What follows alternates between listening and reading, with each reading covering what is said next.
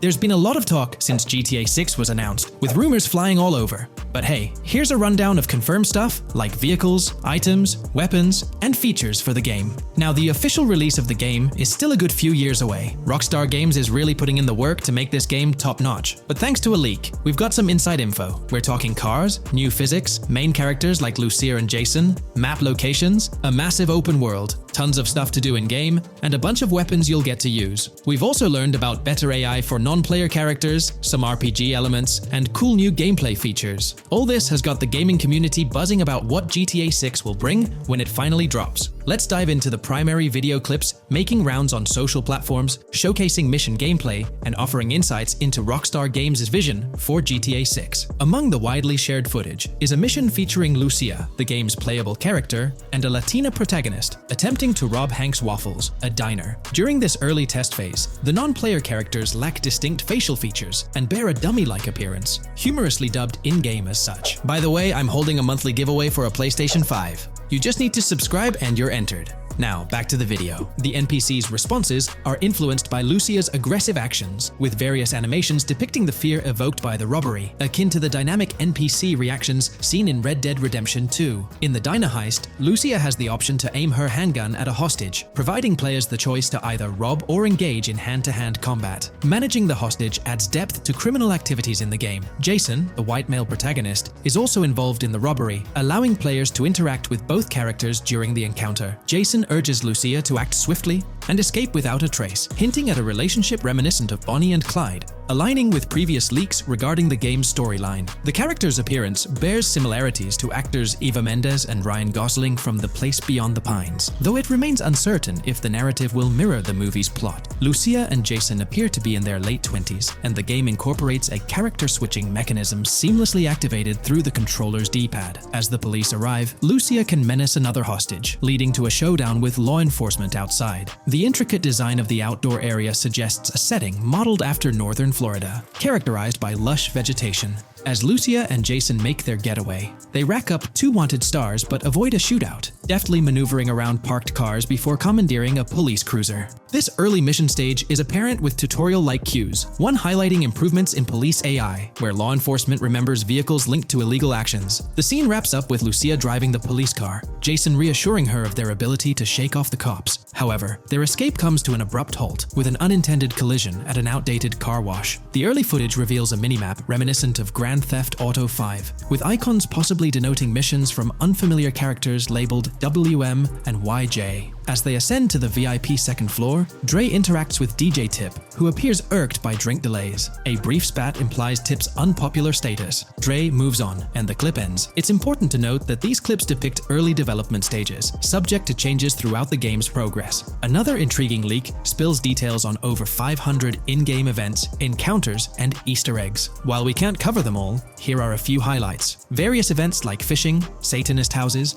backyard wrestling rings, and big cat mansions offer diverse experiences within the game's universe. There's talk of missing tourists, yard sales offering new clothes, an event resembling insurance fraud from Saints Row, a mysterious voice in a storm drain, potentially a nod to Pennywise, a multi-location Bonnie and Clyde mystery, and a workout challenge hinting at the return of fitness activities. Additionally, within Grand Theft Auto 6, players can stumble upon an island camp, DUI tests, UFO sightings, an animal house, a swamp safari, and the prospect of crazy golf gameplay. Based on insights gathered from the GTA forums, GTA 6's open world is estimated to be at least 2.5 times larger than GTA 5, providing players with a vast and immersive environment to explore. The game draws inspiration from the successful approach seen in Red Dead Redemption 2, promising a meticulously crafted open world with captivating mysteries that elevate the gaming experience. GTA 6's development footage showcases recognizable real-life locations from Florida, such as the Homestead Miami Speedway, reimagined as the Port Gel Horn Racetrack, along with places like Portofino Tower, Sombrero Key Light, Solar Amphitheater Bayfront Park, and Lone Depot Park. Moreover, the inclusion of the 1000 Museum, a high-rise residential condominium in Miami, demonstrates Rockstar's dedication to detail. A metro map mirroring Miami's real version adds to the immersive nature of the game world. The presence of lush grasslands and vegetation hints at potential expansion into Georgia. although this aspect remains speculative until officially confirmed. The Miami Beach Police Department's resemblance to the Vice City Neighborhood Police Station shows how Rockstar brings creativity into their world designs. Of course, with any early info, we're waiting for official confirmations to see how these elements fit into the final game. Until then, the mystery around Grand Theft Auto 6 will definitely keep fans excited for its release. Now, let's take a look at the primary locations featured in GTA 6. Ambrosia comprises Ambrosia Farms and the Tarmac. Bayside Copperhead, the Everglades or Grass Rivers, Fairyland, and Fairyland Forest offer distinct settings. The Keys region includes East Key, Low Key, and additional spots like a garage, gas station, and liquor store. Lake Okeechobee encompasses a motel, prison, and racetrack, while Little Haiti, North Beach, and North Miami feature establishments such as gas stations, hideouts, and liquor stores. Port Gellhorn distinguishes itself with detailed spots like an abandoned building, basketball court, beach, bingo hall, bowling alley, car wash, fishing store, fruit stand, gas station, motel, pawn shop, police station, quick shop, raceway, soccer field, and more. Red Hill showcases a forest. South Beach offers a boardwalk, gym, hotel, Ocean Drive, and park, while South Miami Sundown includes a beach and tarmac. Vice Beach encompasses Vice City suburbs and Washington Beach. Miscellaneous locations such as an abandoned hotel, observatory, Fountain of Youth, homeless community, Malibu Club, Monument of Leonida, Redneck Yacht Club, Spaceship House, Underwater Research Facility, and Dinosaur World enrich the gaming world. Recent leaks from this week strongly suggest that Alexandra Christina Echevarri might be the voice behind Lucia in Grand Theft Auto 6. Her voice in a demo reel closely matches the leaked clips of Lucia's dialogues, hinting at her likely portrayal of the character. Throughout this breakdown, we've covered loads of info about Grand Theft Auto 6, diving into different aspects of the game. It was important to cover everything we know about the game so far, and while we're eagerly waiting for it, it might still be a couple of years before we get our hands on it. Let's kick off by highlighting some cool discoveries from the leaked clips, focusing on new features and gameplay details revealed. In one scene, Jason and his pals are chilling by an in-ground pool in a modest neighborhood, cracking jokes about a parody of social media called Life Invader. Their banter brings in playful references to Jay Norris's demise, showcasing that classic Grand Theft Auto humor fans love. Lucia and Jason are shown in animation tests doing different actions like jogging, stopping, and ducking to avoid gunfire. Rockstar's developers also tested vehicle crash physics on an overpass. The highway signs on Interstate 97 mention North Beaches and Lake Leonida, with the current exit leading to Washington Beach. In another interesting scene, Jason finds a shipping container filled with stacks of cash and a motorbike. Various development clips reveal tweaks being made to a vehicle's interior, hinting at potential new designs or customization options for players. Throughout the clips, interactions with NPCs in the open world are demonstrated, including characters taking selfies, which adds depth to the game's environment and immersion. There's a moment where Jason enters a gang member's territory and takes cover behind a truck, showcasing unique animations for characters reacting to being shot. A notable find in the clips is a jetpack, previously leaked by Tom Henderson, which is seen inside the Jack of Hearts Club. The game features parody social media logos like Snapchat, Instagram, and Life Invader. Characters also sport different hairstyles, with details like Lucia's visible bra under her shirt, adding realism. A new feature is the ability for players and NPCs to hold their guns sideways during combat, adding a different dimension to fights.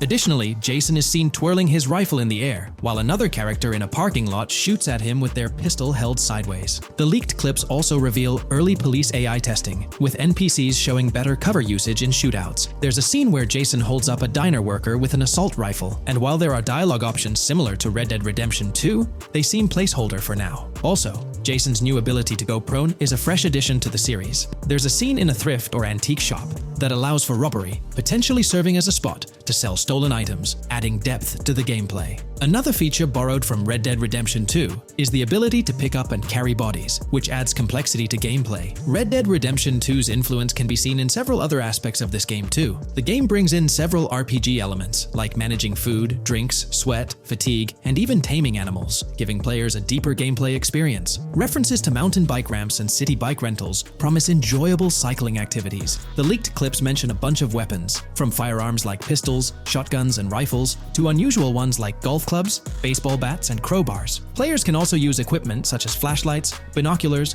lockpicks, and more. Additionally, players can stay in motels and hotels, with the Kington Hotel being one of the options. There's even a pool party with live music for players to check out. References to the Everglades and wildlife like alligators, snakes, raccoons, and birds suggest diverse environments to explore. The weapon wheel system, similar to Red Dead Redemption 2, limits the number of weapons and items players can carry. Lucia can carry a loot bag, possibly used for robberies or stealing from different places. The inventory system allows players to carry health kits and other items for temporary boosts, and Jason can pick up and drop weapons from his inventory. The clips hint at animations like overdose, suggesting unique actions or events in the game. There are indications of horses and horse riding mechanics, possibly inspired by Red Dead Redemption 2. The open world is full of accessible places, including motels, metro stations, restaurants, pawn shops, and supermarkets. Little details like grabbing a gumball from a quick shop machine add to the overall vibe. A cool feature is the ability to shoot while swimming, adding a new layer to combat situations. All these diverse and interesting elements together promise an immersive and fun gaming experience in Grand Theft Auto 6. Let's dive into the cars of GTA 6. Shout out to the GTA forums for putting together this info. You can find links below to join the discussions. There's a bunch of confirmed vehicles. We're talking the Blista Compact, Ocelot Locust, and a car that looks like an early 90s Buick Skylark. Then there are some new cars without official names, like a 90s Chevy Caprice, a Chevy Malibu from 2016 onwards, a Chevy Sonic, and a Honda Accord from 2018 to 2022. And you know how Rockstar rolls, they'll give these cars their own funny names like they always do.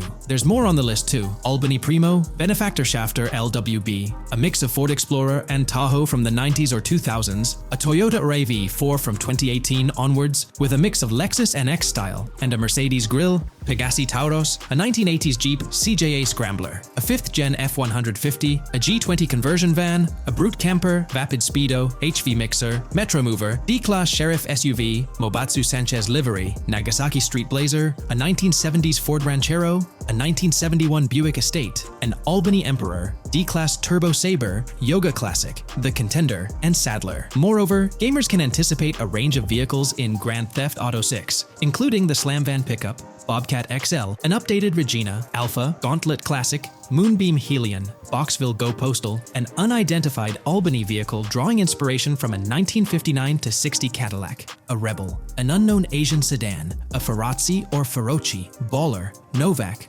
Buffalo STX, Alpha and Feudo, a Benson NF 890, Buffalo without a sports bumper, and the Stanier and Landstalker. This extensive lineup promises an immersive and varied driving experience for players within the game. What's got you hyped about this game? Share your thoughts in the comments below. Today's video dives into the NPC AI patent, focusing on virtual navigation in Grand Theft Auto 6. This patent sheds light on the intricacies of in-game traffic, promising a heightened level of realism compared to previous iterations. We'll explore the notable enhancements Rockstar has implemented, creating a more sophisticated system that elevates the gaming experience. By examining various sources, we aim to provide a comprehensive overview of this navigation system, offering insights into what Rockstar has in store for NPC navigation in GTA 6. Let's delve into the details of this intriguing patent. System and method for virtual navigation in a gaming environment. Let's break down this patent for a moment. Essentially, it gives us insight into how non-playable characters operate within the game environment.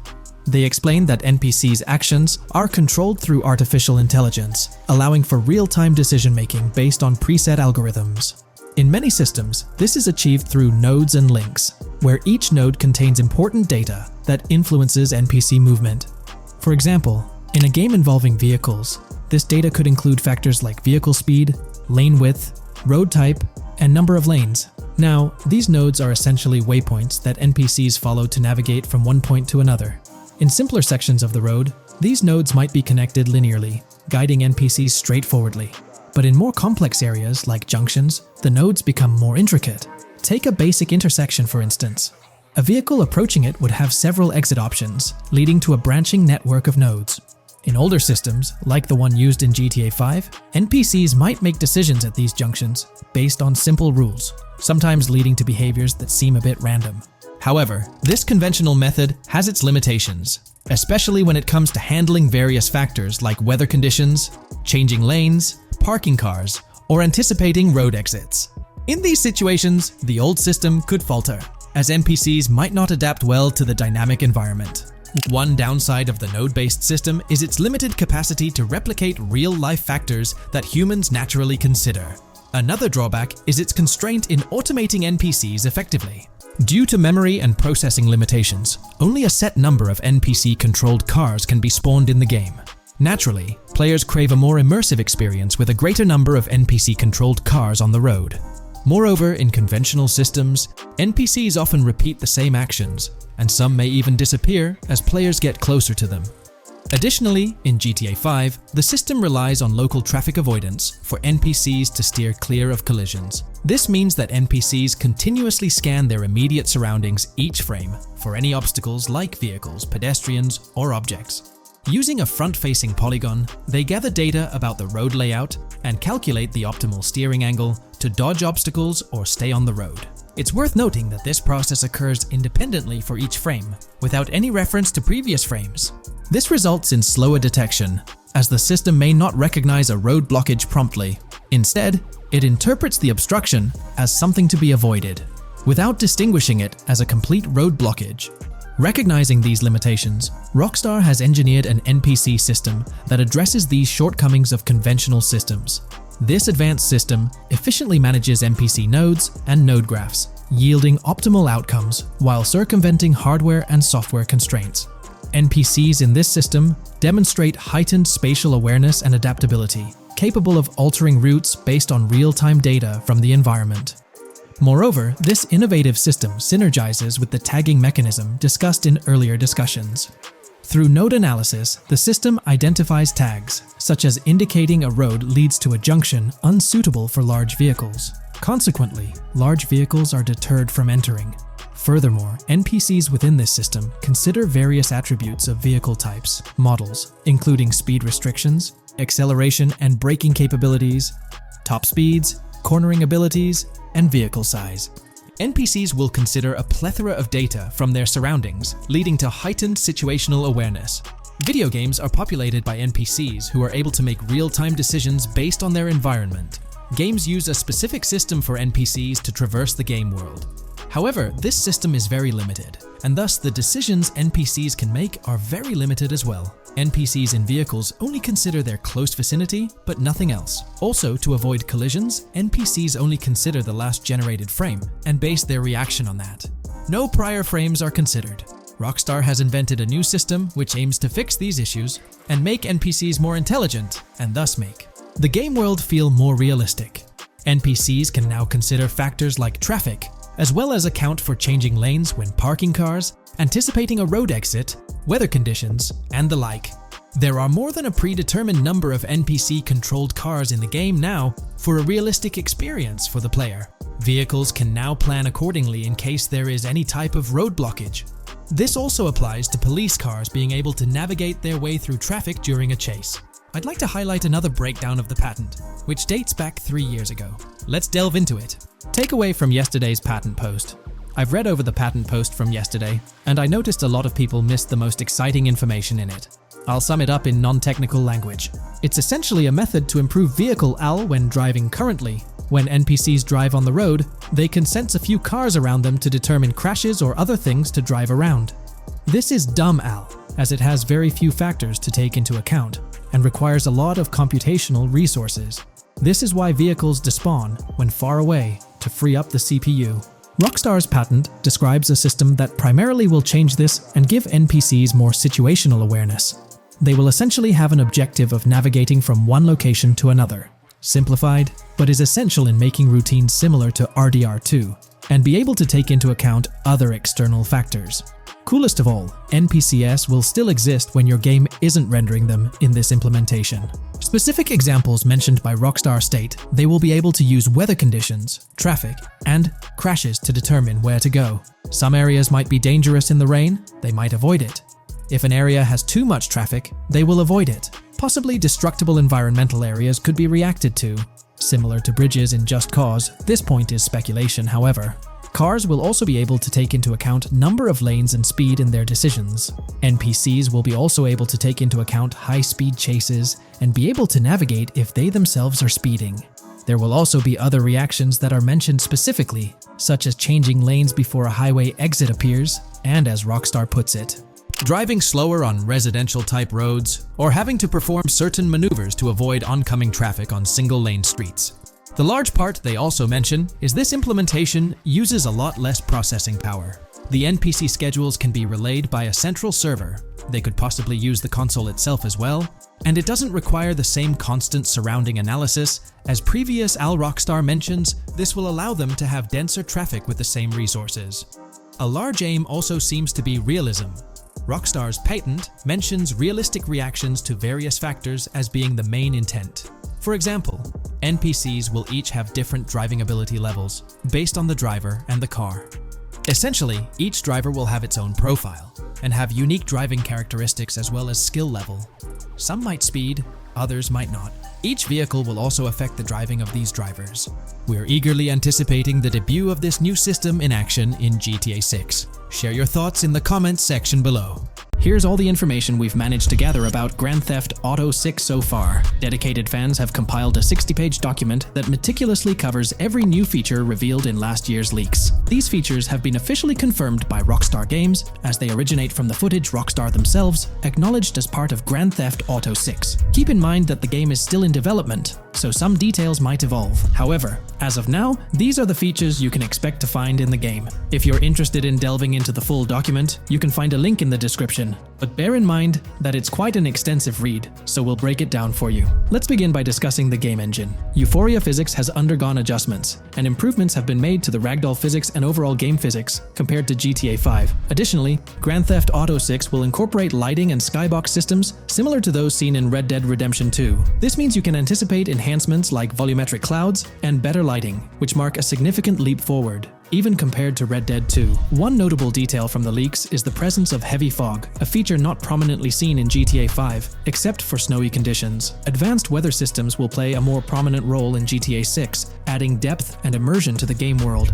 As for characters, we already have insights into several individuals set to appear in the game. While Jason and Lucia are the main protagonists, the leaks have revealed the existence of other characters. These include Dre, not to be confused with Dr. Dre, Sam, a friend of Dre, Kai Wyman, Zach R.B. Shaw, and several others like Vicky, Iris, Shanice, and YJ. It's quite astonishing that we even have details about their heights. Lucia stands at 5 feet 3 inches, while Jason measures 6 feet 1 inch tall. By the way, I'm holding a monthly giveaway for a PlayStation 5. You just need to subscribe and you're entered. Now, back to the video. We've also got details on 3 different gangs set to make an appearance in Vice City: Sand for Sand, a Haitian gang, the Guardia Brothers, and the Far-Right Militia. Moving on to tools and items, the list is quite extensive. You can expect to find an autodialer, binoculars, immobilizer bypass, a color tool, painkillers, a pool cue, trauma kits, a golf driver, various food and drink items, a golf putter, a USB drive, a golf iron, a crowbar, a golf wedge, a torch, a Slim Jim, a tracker jammer, a duffel bag for stashing your loot, cigarettes, and a backpack, again for storing your loot. When it comes to weaponry, the leaks confirm several options: a rocket launcher, an assault rifle, a baseball bat, a polymer pistol, a knife, a bolt-action sniper rifle, a Molotov cocktail, a spear gun, which is intriguing, a smoke grenade, a compact SMG, a flashbang, a micro SMG, a hunter sniper rifle, a heavy machine gun, an auto rifle, and a pump-action shotgun. The weapon wheel system will be divided into 3 sections: weapons, equipment, and gear. This setup is reminiscent of Red Dead Redemption 2, where you had access to your weapons, items, and horse all in one interface. Notably, we've seen glimpses of the ability to hold different weapons in each hand, and there's an additional quick item inventory in the bottom left corner of your screen. In a video clip, we observed an NPC firing at Jason, and shortly after, we noticed that Jason's health was low. A tip appeared on the left side of the screen,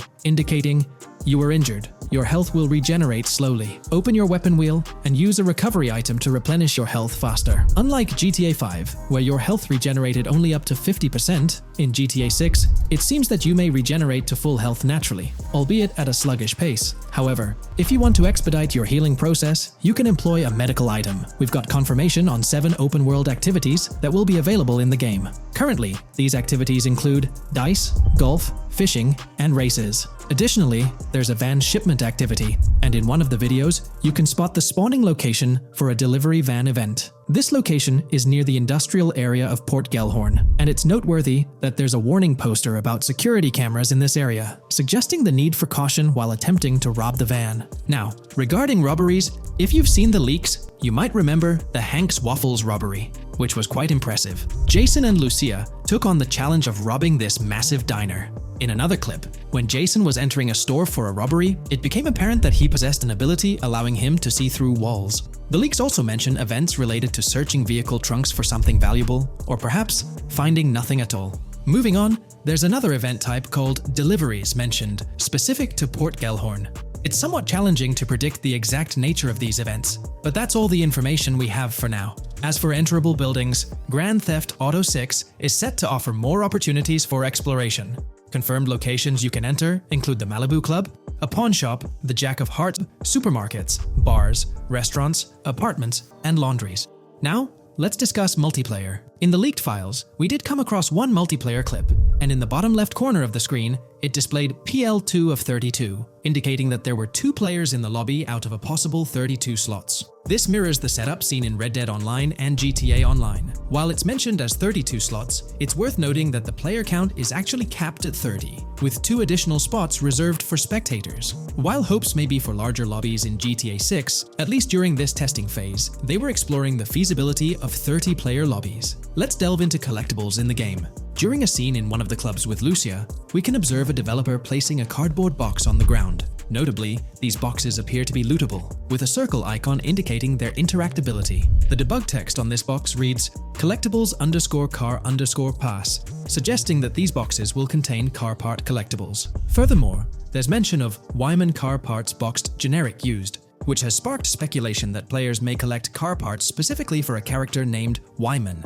It's inferred that both Jason and Wyman share an interest in classic cars. Moving on, we've got collectible hats. In a video featuring Jason in an apartment, a developer is seen interacting with a hat labeled as an ambient collectible hat in the debug text. This implies that one of the ambient activities in the game will involve gathering various articles of clothing, which adds an intriguing layer to gameplay. Now there's a comprehensive list of brands featured in the game, which I won't read out individually, as many may not be of significant importance to the storyline. Instead, I'll display them on your screen for your reference.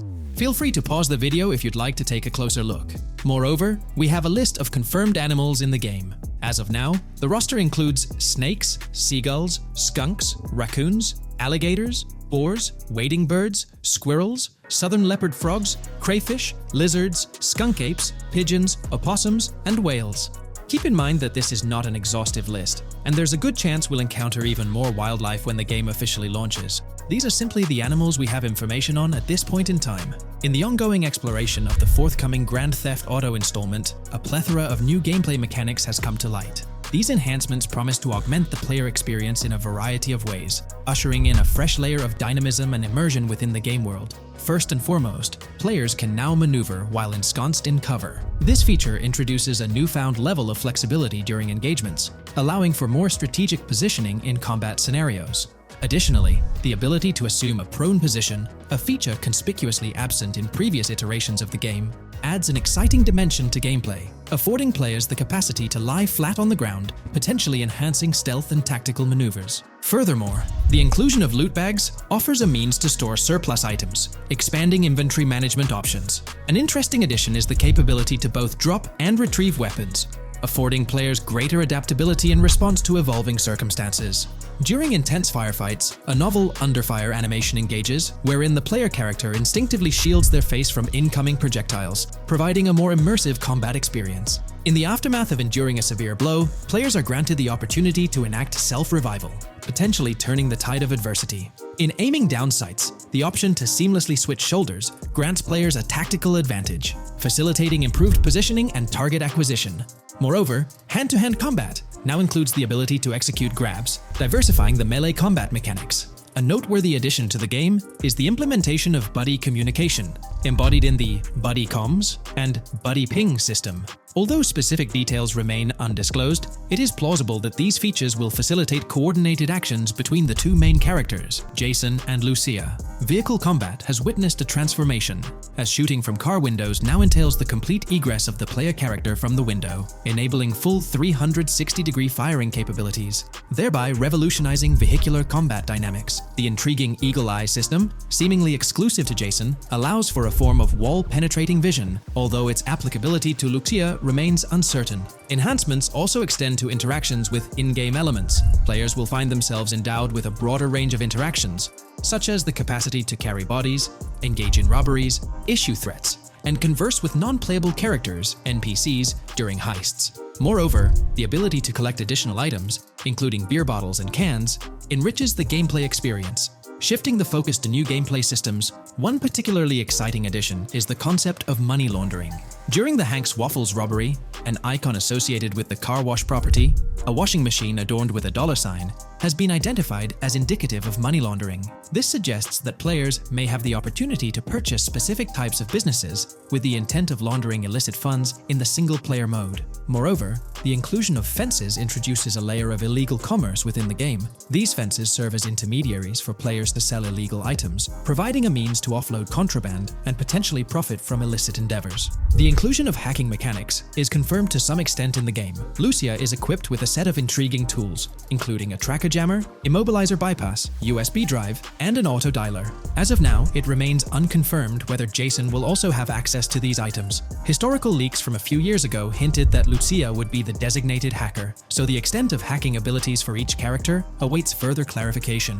Among the event types within the game, two distinct categories emerge: pragmatic cool and chaotic and romantic cool. While specific details surrounding these events are not fully disclosed, they introduce intriguing possibilities for players to navigate. Furthermore, during robberies, players will have the capacity to issue commands to the other character involved.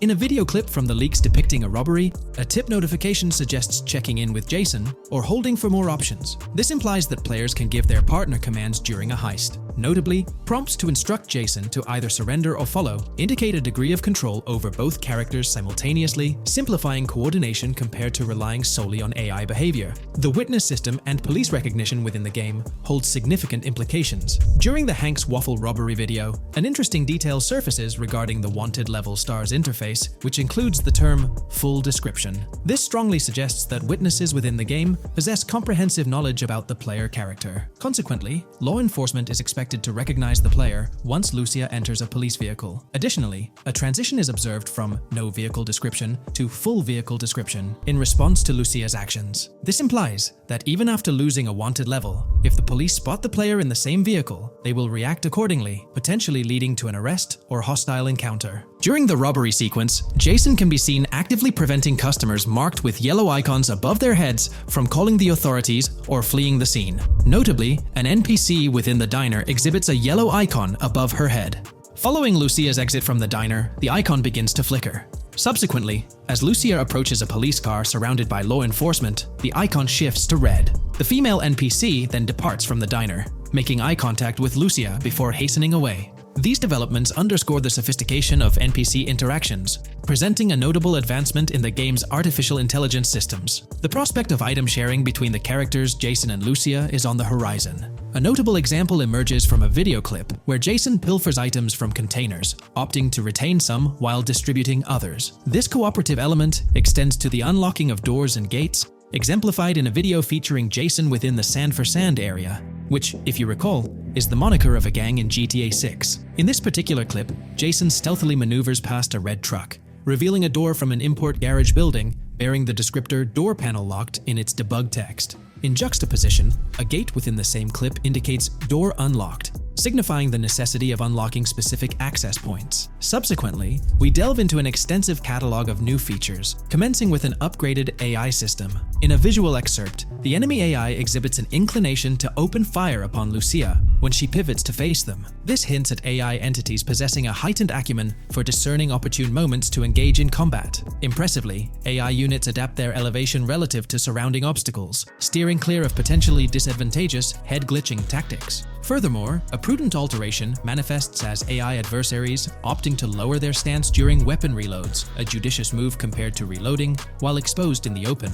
Enhanced AI combat tactics are evident in their lateral strafing maneuvers during shootouts. Notably, NPC behavior has undergone substantial refinement. As discernible in the leaked materials, AI characters no longer traverse the game world in solitary isolation, but now frequently assemble into groups. This intriguing development is reminiscent of a feature previously observed in Red Dead Redemption 2, where NPCs often moved in cohesive units. An illustrative instance materializes in a video where Lucia, carrying a duffel bag, shares the sidewalk with three individuals attired as tourists, who engage in animated conversation while strolling past her. This signifies a notable departure from GTA 5, where pedestrians predominantly ambulated in solitary fashion, contrasting with the forthcoming inclusion of group dynamics, perhaps even encompassing couples or social cliques, enhancing the verisimilitude of the game world. A notable addition to the gameplay dynamics is the option to voluntarily surrender to law enforcement during a robbery. The consequences of such an action remain shrouded in uncertainty, warranting further exploration upon the game's release. Furthermore,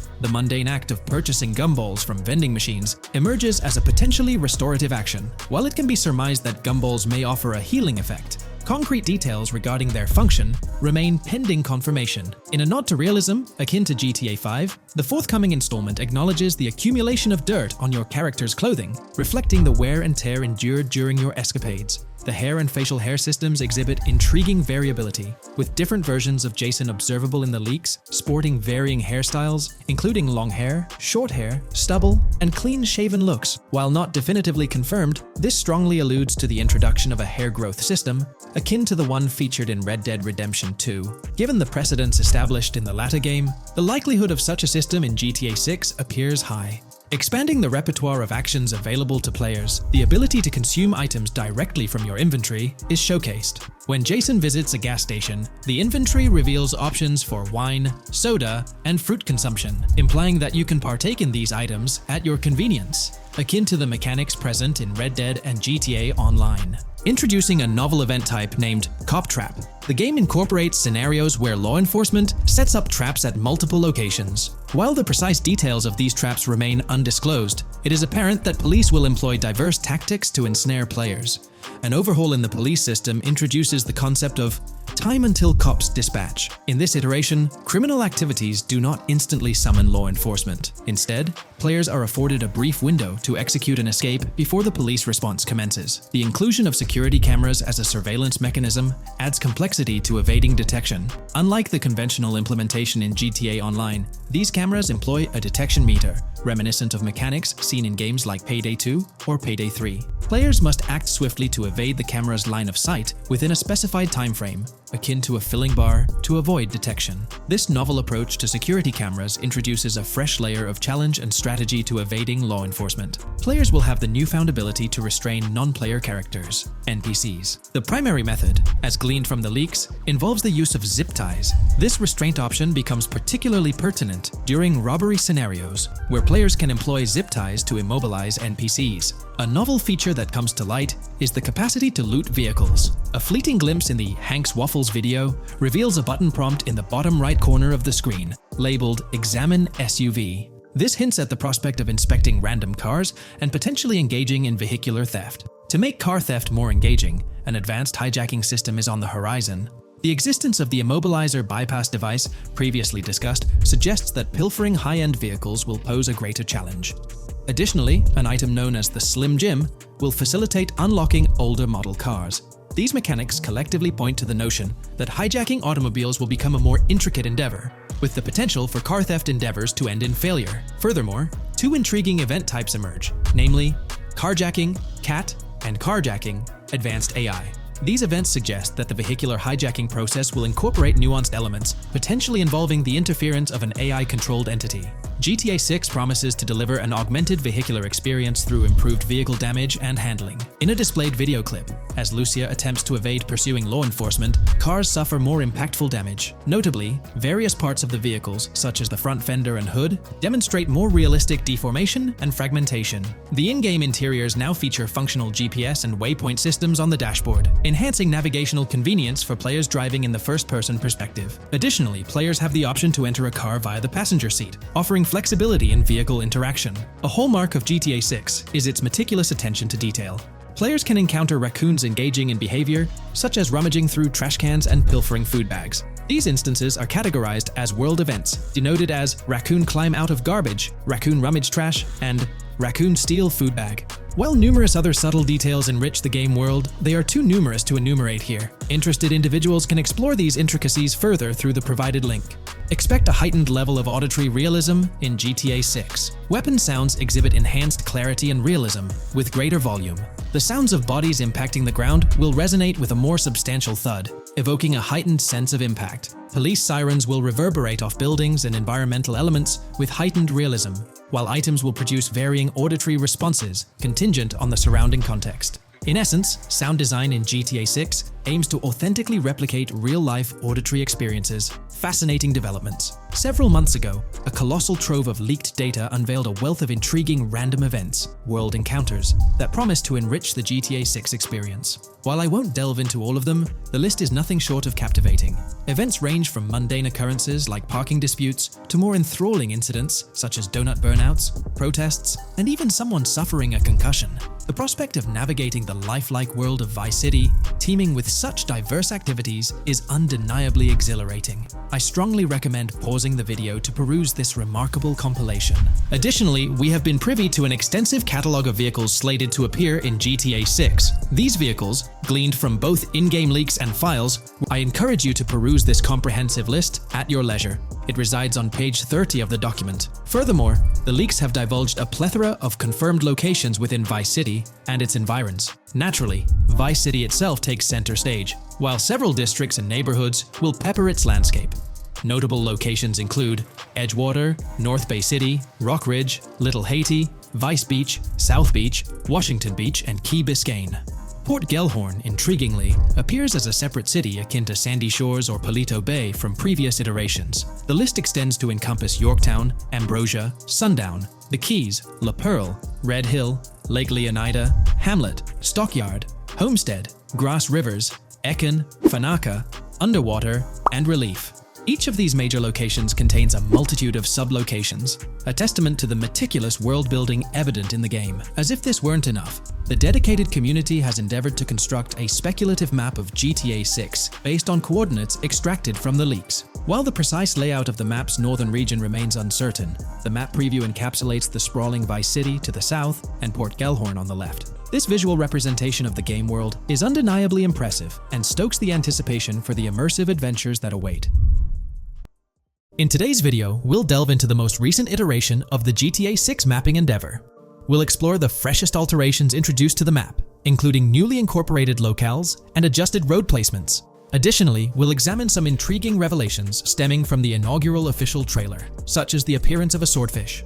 Furthermore, we aim to tackle one of the pivotal queries surrounding GTA 6, the extent of Rockstar's intention to amalgamate multiple states into the fictional entity of Leonida. We'll sift through all available clues, encompassing leaks and insights from the initial trailer, to shed light on the potential inclusion of Georgia in the game.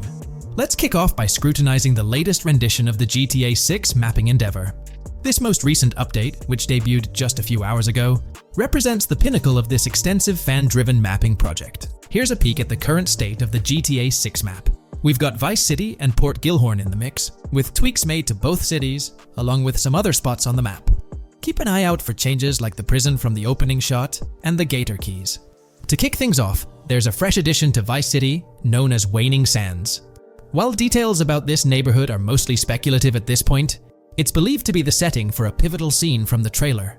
You know, the one where Jason and Lucia dodge past a few police officers in their getaway vehicle. In this vicinity, you'll find the Evergreen Mall Center, prominently featured at the start of the scene. Keep an eye out for a sign on the right side of the frame, showcasing various stores set to be part of this plaza. In a recent mapping video, there was some speculation about whether this plaza would be fully accessible. While only part of the name MLE is visible at the top of the sign, it seems the mapping community is also leaning towards it being called Evergreen MLE. However, the exact location of the MLE within the plaza is still up for speculation. Notice how the buildings on the map are marked in red? Well, there are a few other speculative additions to Waning Sands. These include a gas station, Sailbolt K condos, and Cricket Club condos. Here's what we're using as a reference. You can catch a glimpse of the gas station roof along with other nearby buildings. In a previous video, we floated the idea that this could be Topgolf in Dalal, Florida. However, it seems unlikely now since the placement doesn't quite line up. But hey, let's hold off judgment until we know more. Now, let's talk about some updates in the positioning of various elements. The placement of several buildings, basements, speculative roads, metro, rail, crosstown, downtown, and Brickell has been tweaked. We're using yellow and purple lines to show the speculative metro and railway in Vice City. The metro system has seen some significant enhancements, especially in its connectivity to Vice City International Airport and the area between Crosstown and Brickell. The buildings in this vicinity have also been reorganized to more closely resemble their real-life counterparts. Speculative roads and highways have been adjusted to better fit the new placements. We've also made slight adjustments to the rotation of the prison from the opening scene with Luke to align with new evidence. Additionally, we've fine-tuned the positions of some trailer markers in the stockyard area, such as those for the car meet in Windwood and the bikers in Little Haiti. In terms of location changes, leaf links from the previous map version has been moved to Virginia Key, meaning earlier speculations regarding leaf links are no longer applicable.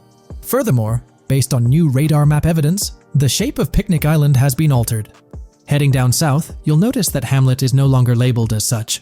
Instead, it's reverted to its real-life name, Homestead. This change suggests that Hamlet might be situated elsewhere in the game.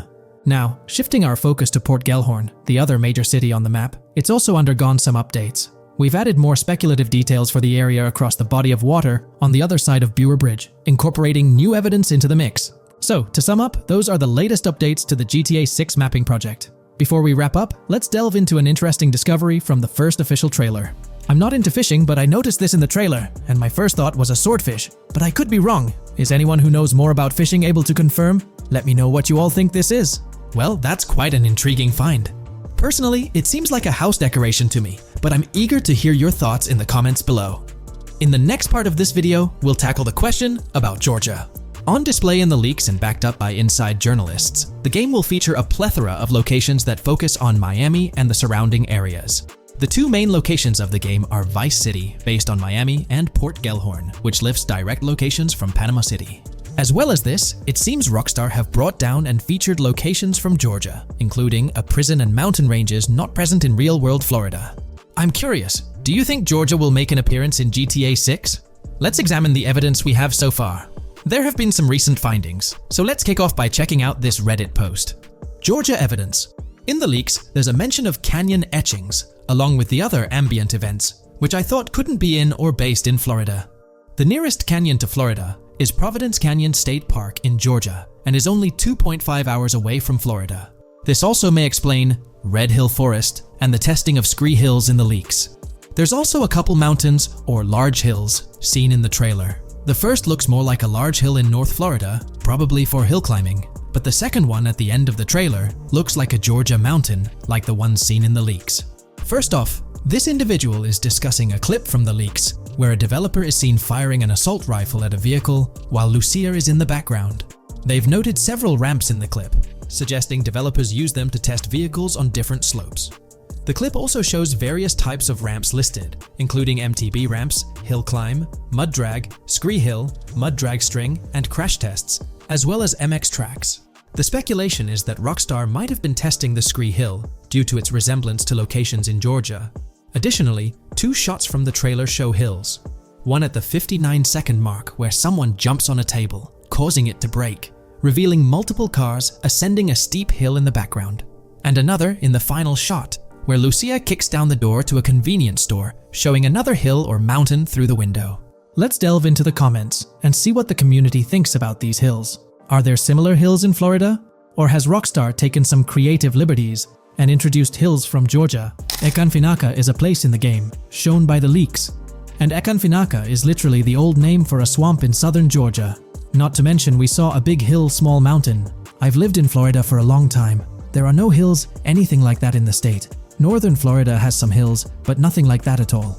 The hill in the leaks resembles the Blue Ridge in northern Georgia. It's a fictional state. It could be a collection of features from 4 or 5 states for all we know. 2 hours outside of Florida is hardly breaking the concept. I'd imagine much of the urban landscape will be much like Florida, with the outskirts being closer to Caribbean, or as you said, Georgia. There's a separate post talking about these mountains in GTA 6. We know GTA 6 is being based in Florida, a relatively flat state, so it'd be obvious to think that the game will stay true to its setting. However, one interesting thing I found in the diner robbery footage from the leaks is that a huge mountain can be seen in the far distance, particularly around the part where Lucia starts approaching the police car from the passenger side. I'm not sure if anyone else has noticed this, but it's interesting to note, considering Florida is the flattest state in the country, LOL. Maybe we can go to other states? The area does resemble rural Georgia. Thoughts? I think it will be more similar to RDR2 than past GTAs where it's only one state. I bet the map will be a hybrid of Georgia and Florida. If not, then Florida and most likely another country like Cuba or some South American country with mountains. Yes, probably we can visit the state of Georgia. A few weeks ago, someone found out that the prison you can see in one clip is from Georgia as well. Multiple states in the game. The Florida Scout lady mentioned Rockstar scouting interiors in Florida and other states in the southeast. Hopefully this means we get towns, or maybe cities in these other states, instead of simply hilly terrain. As this individual pointed out, there's a prison visible in one of the leaked clips, and it bears a striking resemblance to Augusta State Medical Prison. Situated in Grovetown on the county lines of Columbia County and Richmond County in Georgia, United States, this facility houses primarily male inmates with occasional female inmates and has a capacity of 1326. Built in 1982 and operational since 1983, it operates as a close-security prison. Augusta State Medical Prison was one of the 7 prisons involved in the 2010 Georgia prison strike. With such solid evidence pointing towards Georgia, or at least a portion of it being featured in the GTA 6 map, it's worth noting that Rockstar has done similar things before. In GTA San Andreas, for instance, they created the state of San Andreas, which is a blend of California and Nevada, with Las Venturas mirroring Las Vegas. Feel free to share your thoughts on everything discussed in today's video in the comments section below. When we talk about the positive aspects of this partnership, it's essential to highlight the potential benefits that can emerge from Rockstar's newfound support for the modding community. One of the significant upsides is the acknowledgement of the brilliant and skilled developers behind the modding scene. For years, these developers have worked tirelessly to create unique and engaging experiences within the GTA universe. With Rockstar stepping into a collaborative space with CFX, there's an opportunity for a more symbiotic relationship. The infusion of official support could mean more resources, tools, and encouragement for modders to continue pushing the boundaries of what's possible within the GTA ecosystem. This collaboration might lead to innovative gameplay features, improved server stability, and an overall better experience for both players and content creators. Moreover, the recognition from a gaming giant like Rockstar could open doors for these modders in the industry. It may pave the way for potential collaborations, official partnerships, or even job opportunities within the gaming development sphere. This, in turn, could elevate the modding community to a more prominent and respected position within the gaming landscape. However, it's crucial to approach these potential benefits with cautious optimism. While the partnership appears promising on the surface, the reality lies in how Rockstar manages the delicate balance between maintaining control over its intellectual property and allowing creative freedom for the modding community. The outcome will heavily depend on Rockstar's willingness to foster collaboration, rather than imposing strict regulations. As GTA 6 draws closer, the impact of this collaboration will become more apparent. Whether it becomes a model for future partnerships between game developers and modders, or encounters challenges that hinder its success remains to be seen. The dynamics between Rockstar and the modding community could shape the future landscape of custom servers, roleplay experiences, and the overall modding scene in the gaming world. Stay tuned as we continue to explore and analyze the evolving relationship between Rockstar and the modding community. On the positive side, there's a glimmer of hope that Rockstar's acknowledgement of mods enhancing the player experience could pave the way for more modding support in GTA 6. This shift in perspective might lead to a more collaborative environment, where modders can contribute to the game's richness without fear of stringent restrictions. With Rockstar officially and financially supporting FiveM, the CFX team gains more resources to elevate the GTA 6 server. This could mean a server even more impressive than the ones they currently run. The fact that FiveM is now a Rockstar Games product suggests a vested interest in its success, promising additional funding and manpower to ensure its flourishing. An intriguing prospect emerges concerning the accessibility of custom servers.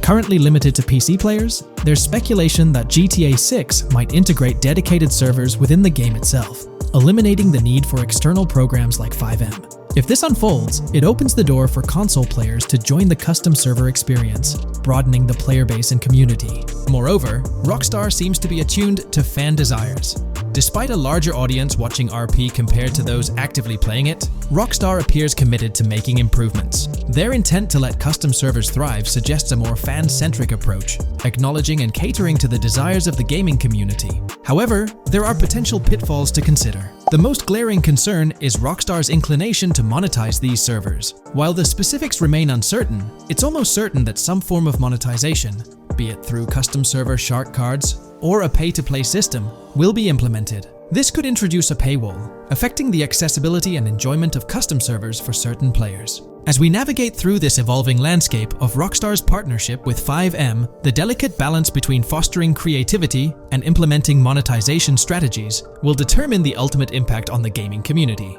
Stay tuned as we continue to unravel the complexities of this collaboration and its implications for GTA 6 and the modding community. Let's unpack this a bit more. The whole monetization story got its moment in the spotlight during an earnings report where Take-Two CEO Strauss Zelnick spilled the beans. He essentially said, "If folks are messing around with our intellectual property, why not make a buck or two?" It's a straightforward business move, really. Taking a page from the unprecedented success of GTA Online, it seems like Rockstar caught a glimpse of how these free servers could turn into a money-making machine. Now, the potential downside of this situation lies in the realm of competition. Rockstar's got its A-team working on the custom servers gig. That means anyone outside the Rockstar circle trying to whip up something akin to 5M is practically painting a target on themselves for a cease and desist. Let's face it, Rockstar might have eyed this strategic move with 5M from the get-go. However, with those servers gaining crazy popularity and the game becoming a sensation on Twitch and YouTube, shutting it down wouldn't have been the smart play. Instead, they pulled off a masterstroke, acquiring the team behind the biggest servers, effectively cornering the market and positioning themselves to profit from any potential imitators. Now, with GTA 6 on the horizon and servers in the works, Rockstar's sitting pretty. Some in the gaming community are even giving them a nod for finally throwing a bone to the community. But, and there's always a but, at the end of the day, Rockstar's the one making the rules. We'll all have to toe the line because, quite frankly, there won't be any other alternatives in the neighborhood. So, buckle up for Rockstar's GTA roleplay. It's going to be a wild ride. The landscape has already witnessed the repercussions, with servers and mods being handed the shutdown ticket for not playing by Rockstar's latest rulebook. The new mandates include a strict no to real-life vehicles, mission mods, and porting old Rockstar maps or assets rules that weren't in the playbook just a couple of years back. Now, while the financial backing from a mega corporation might seem like a savvy move on the surface, there's a lingering skepticism about whether it'll blossom into the fairy tale ending we've all been envisioning. It's a bit premature to slap a final verdict on the fate of 5M once GTA 6 hits the stage. Now, let's consider the potential repercussions for the vibrant RP community. While the partnership between Rockstar and 5M could bring about positive changes, there's an underlying worry within the RP enthusiasts. The fear is that with increased control and potential monetization, the organic and immersive RP experiences that players have come to love might face disruptions. RP communities thrive on creativity, flexibility, and a sense of autonomy. If Rockstar's influence leads to more rigid guidelines, it could alter the dynamic of these communities, potentially affecting the unique narratives and interactions that make RP servers so engaging. As we contemplate the potential impact, it's essential to look beyond the immediate horizon of GTA 6. The dynamics established through this collaboration could set a precedent for future interactions between gaming giants and modding communities across various games. Whether it becomes a model to be emulated or a cautionary tale will be closely watched by both players and industry stakeholders. The future of 5M and the broader modding community remains uncertain as GTA 6 inches closer to release. While concerns exist, there's also room for hope. The collaboration might lead to a harmonious blend of official support and community-driven creativity, enhancing the gaming experience for everyone involved. As players, content creators, and modders navigate this uncharted territory, the one constant is the love for the game and the shared hope for a positive evolution in the gaming landscape. Taking a stroll down memory lane, Rockstar's track record with monetization doesn't exactly calm the nerves. Add to that the current scenario where they're laying down the law for the CFX team, dictating what's permissible and what's not. This conjures up a cloud of uncertainty regarding the future of both 5M servers and the broader modding community. Personally, I'm a big fan of RP servers and that immersive content. It's my cup of tea. The idea that the same company that set the stage with GTA 5 might potentially tarnish 5M, turning it into a monetized maze with no alternatives, that's a bit of a buzzkill. Yet, here we are, in the waiting room until GTA 6 steps into the limelight. In today's video, we're about to explore the intricacies of the Vice City mapping project, unraveling the mysteries of the latest map iteration. Join us as we meticulously analyze the details and draw insightful comparisons between the expansive GTA 6 map and its predecessors within the series. Our adventure doesn't stop there. we'll be immersing ourselves in the leaked information from 2022, unveiling a treasure trove of open-world activities. Brace yourselves for a comprehensive list featuring every nook and cranny on the GTA 6 map, showcasing not only new additions, but also the anticipated return of beloved locations from the iconic GTA Vice City, as hinted in the leaks. Let's kick off this exploration by delving into the heart of the GTA 6 mapping project. For those familiar with it, this official endeavor aims to provide a scale-accurate representation of what players can expect in the actual game. The map sprawls across two major cities, Vice City and Fort Gorn, and every detail is meticulously curated from leaks and the official trailer. Now, for those wondering about the seemingly expansive green spaces on the map, it's important to acknowledge the limitations of our knowledge. The apparent emptiness serves as a stark reminder of the scarcity of information currently available. The top portion of the map, appearing cut off, isn't indicative of boundaries or future expansions, but is rather a canvas awaiting details yet to be unveiled. Addressing rumors about the map's size, speculation abounds that GTA 6 will boast 3 major cities. While Vice City and Port Gorn are confirmed, the third city remains shrouded in mystery. There's a buzz that it might be Yorktown, potentially located north of Port Gorn. However, specifics about the placement of these locations marked in red are still elusive. Now, let's delve into the exciting prospect of exploring key locations on the GTA 6 map. These names, extracted from the official trailer and leaks, offer a tantalizing glimpse into the rich and diverse world awaiting players. Get ready to traverse the landscapes of Yorktown Red Hill Fairyland Forest, near Berryland, a whimsical Disneyland parody, Ambrosia Lake, Leonida, Lore North, Beaches Belleville, Ica, Vice City, Hamlet, Grass Rivers, and the enigmatic Gator Keys. As our journey unfolds, stay tuned for more updates, insights, and speculations surrounding the continually expanding universe of GTA 6. The road ahead promises thrilling surprises, and we're here to navigate it together. Now, let's delve deeper into the intriguing details surrounding Port Gellhorn. The bustling streets and structures around Hank's Waffles Diner, a focal point for a heist according to the leaks, spark anticipation for dynamic in-game events. The meticulous rendering of these locales not only captures the essence of the city, but also invites players to immerse themselves in the narrative-driven experiences that Rockstar Games is known for. Examining the speculative changes in Port Gellhorn, the notable relocation of the Port Gellhorn airfield suggests a strategic reimagining of the city's layout. This shift, coupled with the adjustment of the Port Gellhorn Raceway, hints at a carefully planned urban evolution, potentially altering the dynamics of the airport's placement within the city. The industrial sector of Port Gellhorn provides a gritty backdrop, with the iconic United States prison maintaining its imposing presence. The inclusion of the pawn shop, prominently featured in the trailer, underscores the developer's commitment to integrating real-world elements seamlessly into the game environment. Venturing southward, areas like Second Fina and Belleville remain enigmatic, their constant relocation adding an element of unpredictability to their final positioning on the map. Ambrosia La Pearl, steeped in mystery, teases players with its undisclosed location, heightening the sense of intrigue surrounding these diverse neighborhoods. Our exploration now takes us into the heart of Vice City, where a substantial chunk of the urban landscape unfolds before us. While speculation abounds regarding the placement of red buildings and names, the gray structures, sourced from both the trailer and leaks, serve as tangible landmarks, anchoring our understanding of the evolving cityscape.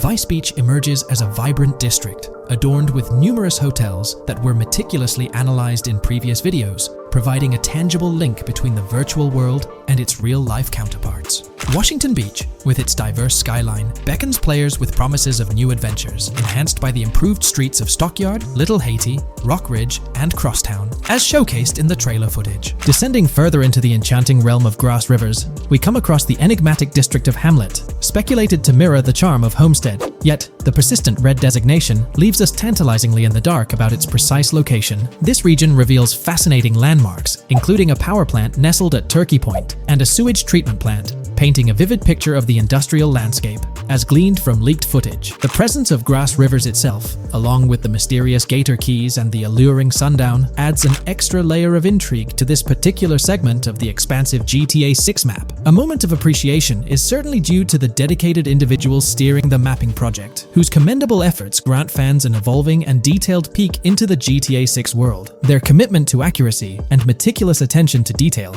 foreshadow an immersive gaming experience, setting the stage for the excitement surrounding the official release. Now, let's delve into a truly mind-blowing comparison that has set the gaming community abuzz. Our gaze shifts to the juxtaposition of Los Santos from GTA 5, Liberty City from the iconic GTA 4, and the highly anticipated Vice Beach from GTA 6. The comparison not only highlights the need for potential adjustments in Vice Beach's size, but also emphasizes the extraordinary density and detail that players can expect. Acknowledging the observed need for a slight enlargement of Vice Beach, the visual impact remains nothing short of extraordinary. The comparison underscores the incredible density that GTA 6 promises, reminiscent of the lively streets and vibrant atmosphere experienced in the streets of GTA 4's Liberty City. Speculation regarding the buildings in Vice Beach, as showcased in the mapping project, heightens the anticipation, with the close proximity of structures promising an unparalleled level of immersion and detail, evoking nostalgia from the beloved GTA 4 era.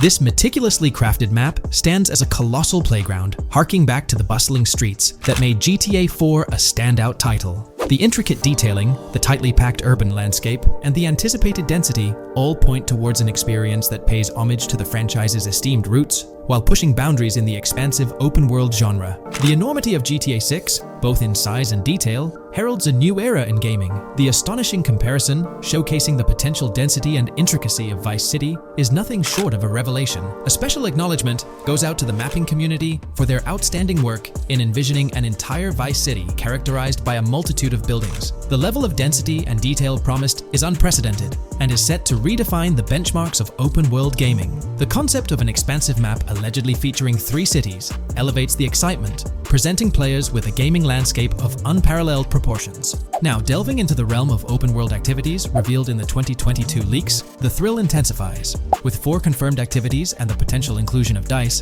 GTA 6 promises a diverse range of immersive experiences. Golf, fishing, and races are confirmed elements that contribute to the dynamic and engaging environment that Rockstar Games is crafting. A particularly intriguing moment unfolds in the trailer, as Jason, visibly nervous, speeds away from a robbery scene, with Luke clutching the ill-gotten cash. In the distance, the iconic Topgolf in Doro makes a cameo, a real-world entertainment destination located in Doro, Florida.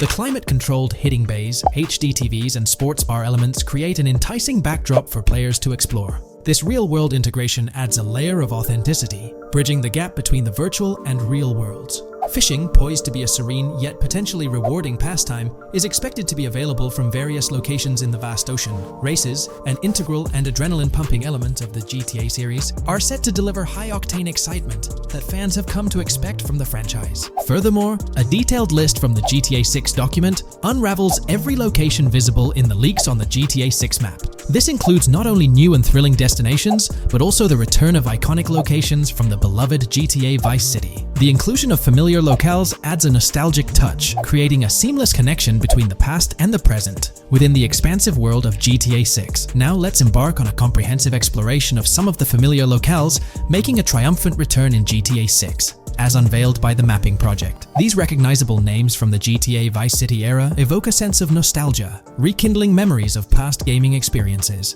Leaf Links, Malibu Club, Washington Beach, Ocean Drive, Ocean View, and Little Haiti are just a few examples of the beloved spots that players will once again encounter in the immersive world of GTA 6. It's a poignant journey back in time as we rediscover these iconic locations, now reimagined and seamlessly integrated into the highly anticipated GTA 6 map. Venturing further into the extensive list of locations, our focus remains on the map, unveiling an array of intriguing places that contribute to the game's richness. Among these, the Jack of Seas nightclub takes center stage, having made appearances in both the official trailer and the leaks from 2022.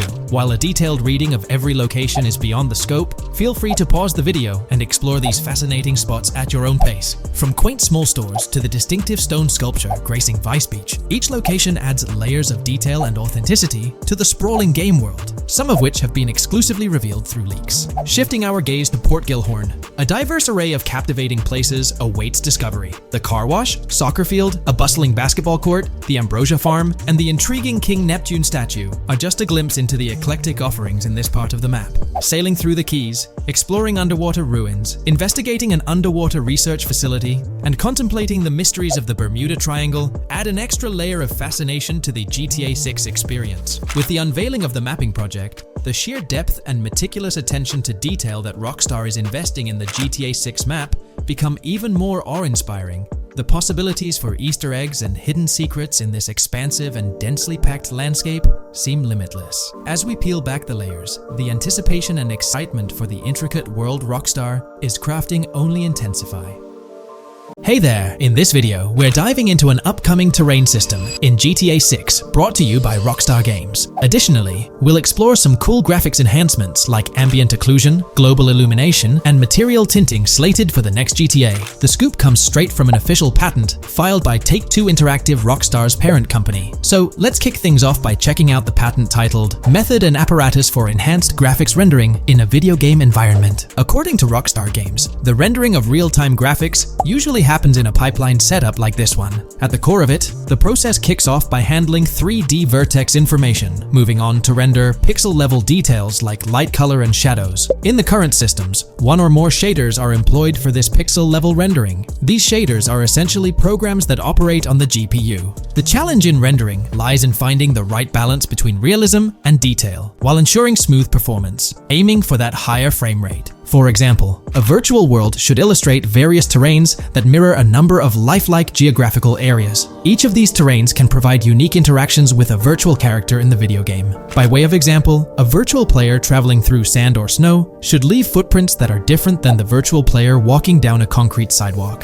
However, because of the number of various terrains that need be accounted for, and the unique behavior of each terrain, conventional graphics systems do not have enough processing power to account for dynamic terrain and the associated interaction with players of the game. So, Rockstar Games developed a shader system for efficiently rendering various types of terrain with high realism. Let's take a peek at the system. The world level map, visible in the bottom right, outlines all the different dynamic terrains, such as muddy, sandy, grassy, hard ground, snowy, and more. Take a gander at this world level map showcasing the diverse terrains. Now, let's explore the various dynamic terrain zones within the game world. Using Red Dead Redemption 2 as an illustration, this world level map plays a pivotal role in determining the terrain that players or NPCs interact with. Essentially, it acts as the foundation to generate a trail map. Think of a trail map as a record of all the imprints left behind by characters, vehicles, and other objects, like the aftermath of explosions. Take this image for instance, showcasing how the snow has been altered by the actions of this NPC. Different shaders of the shader system are used for different terrain types and with different trail map types. For example, basic terrains do not require special shaders, while shallow mud terrains can advantageously benefit from a parallax surface shader to efficiently show ruts and tracks in the terrain with a high-detail trail map. As an additional example, deep mud terrain may use a tessellation surface shader to model the ruts and tracks in the mud. You might be aware that in Red Dead Redemption 2, you can leave realistic footprints in the snow and mud. Rockstar explained that they employed two shaders for this effect: parallax maps and desolation. These shaders create a convincing illusion of high-level deformation, where footprints appear on the terrain's surface. In reality, the surface is warped but not physically deformed, ensuring a smooth and polished movement experience. In GTA 6, they're applying the same technique to bring an extra layer of realism. This will be particularly noticeable with explosions, firing RPGs at the ground, walking through mud, or driving vehicles through it, each leaving distinct tracks based on the terrain. RPGs, for instance, will create craters on the ground. This adds a significant level of interactivity, making it feel like you're genuinely impacting the game world in real time. Despite it being an illusion, the result will be remarkably realistic, akin to the snow in Red Dead Redemption 2. To sum it up, this graphics rendering patent encompasses the dynamic terrain, ambient occlusion, global illumination, and material tinting, all exciting new features making their way to GTA 6. Rockstar has invented and patented new graphics rendering systems, which aims to fix some of the problems of traditional graphics rendering systems to make graphics rendering more efficient, thus improving performance and allowing for better, more realistic, and more immersive visuals. Dynamic Terrain System. This is a system that records and creates trail maps which make it possible that terrains can be visually deformed when being interacted with in various ways. Players, NPCs, vehicles, objects, and explosions can affect the terrain. For example, leaving footprints or vehicle tracks in sand can be seen in action in Trailer 1. Explosions will leave craters in the terrain as well. It's also possible for certain changes to the terrain to disappear over time. For example, footprints and tracks in mud disappearing after some time, since the viscosity of mud makes it return to its normal state after some time. There are different types of terrains, for example, muddy, sandy, hard ground, grassy, or snowy terrain. Each type of terrain will react differently. A sandy terrain will be more easily deformed than a grassy terrain, for example. In the initial part of our video, we delved into the rendering pipeline, which also incorporates a lighting stage. While conventional systems often utilize cube maps for pre-rendering lighting, it's worth noting that this is mainly for static elements. When it comes to dynamic characters, pre-computed lighting falls short in accommodating changes from objects within the scene. Although ambient occlusion can be pre-baked, it lacks the capability to update dynamically. Realism takes a hit due to this. Conventional systems often incorporate static lights to mimic reflected light, like sunlight bouncing off the ground and under a table. However, this static approach fails to update with changes in the light source. To address these challenges, Rockstar has patented new systems. Ambient occlusion. This is a graphics technique that can be utilized in multiple forms to determine how light and shading are displayed on an object. It can lead to darkened areas, enhanced contrast, and improved surfaces due to this technology. This patent's ambient occlusion system offers some special advantages.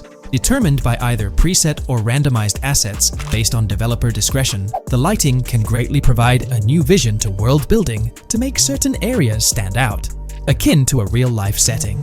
Global illumination.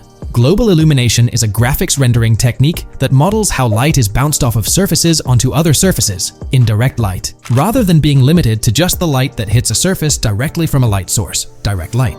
Rockstar's system detailed in this patent uses a bounce map that is projected in a top-down fashion to determine reflected light off of the ground. This bounce map is then converted into a texture that provides an approximation for the expected bounce back of light. This simulates the effect that would be achieved rendering the multiple passes of lighting to account for the natural bounce reflections. The bounce map can then be integrated into the lighting pipeline. During this, a technique is used to determine the area that needs this extra pass for each frame. This way, only the visible and required area is rendered with this technique, thus making it very efficient and less performance intensive. Overall, this provides many of the benefits of ray tracing without the computational expense. Ray-traced global illumination will probably still be in the game. For example, Lucia prison clip in Trailer 1. This special system is just a way to render large-scale global illumination efficiently. Now, let's touch on the final problem that Rockstar has addressed through this patent with conventional systems. Finally, as another example, to develop a rich and engaging game world, it is advantageous to populate the world with variations of similar objects. In other words, you do not want every simulated person, cow, gun, car, cart, ship, or animal generated in the game to look the same. Because the 3D model for many of these objects would be identical, variation was traditionally accomplished by creating different texture files to paint a different look on the object. For example, two variants of a cow model could be created, one with a texture to create a brown cow, and the other with a texture to create a black cow. These prior art systems created the desired variety at the cost of artist time, computer memory, and resources to maintain a multitude of different hand-authored variants for each in-game object. To combat this, Rockstar is introducing material tinting. RDR2 had a system that could tint the color of clothes to create far more variations on NPCs. This new patent is an evolution of that system and allows for creating of several in-game object variants from a single model. It can not only modify an object's colors, but other material properties, such as metalness and lighting parameters, or add additional layers to it, such as mud, snow, or dust as well. Envision the extent of customization that awaits in this game. Summing up the official patent for graphics rendering, it's evident that Rockstar has elevated numerous systems from Red Dead Redemption 2. Share your thoughts on everything covered in today's video in the comments below. There's been quite a buzz about Jason, one of the main leads in the highly anticipated Grand Theft Auto 6. People are spinning theories left, right, and center, suggesting he might be an undercover cop, an agent, an ex-cop, or even someone with a military background. It's been the talk of the town ever since the first official trailer dropped. Now, I've got to warn you, what we're about to discuss might just spoil a bit of the GTA 6 storyline for you. But hey, if you've been keeping tabs on the GTA 6 grapevine, chances are you've already heard murmurs about these theories.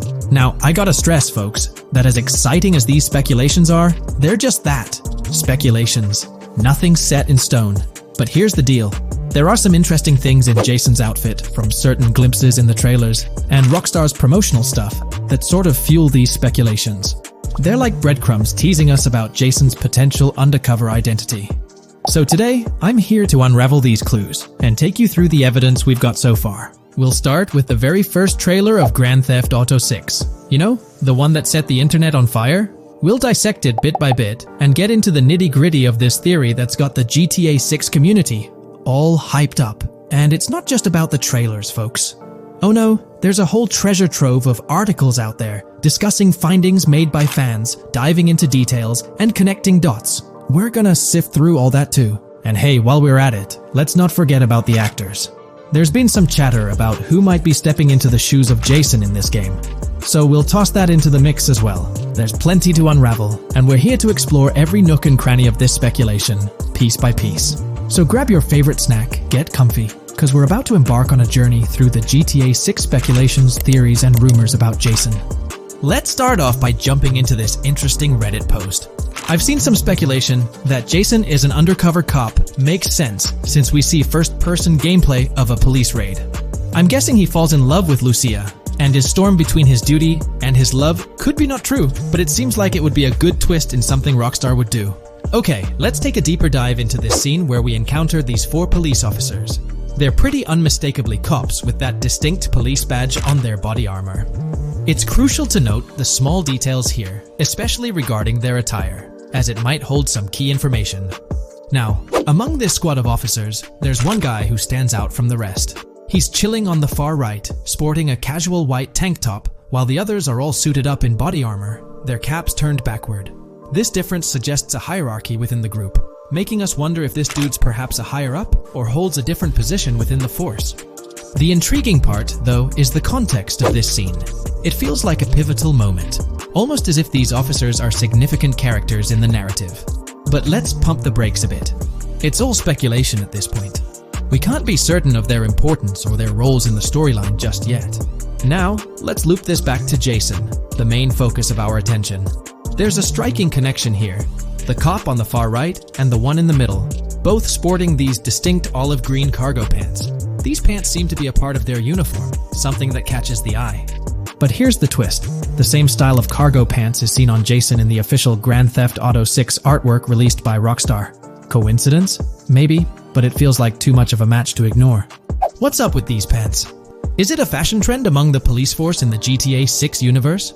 Or could it be hinting at a deeper connection between these officers and our protagonist Jason?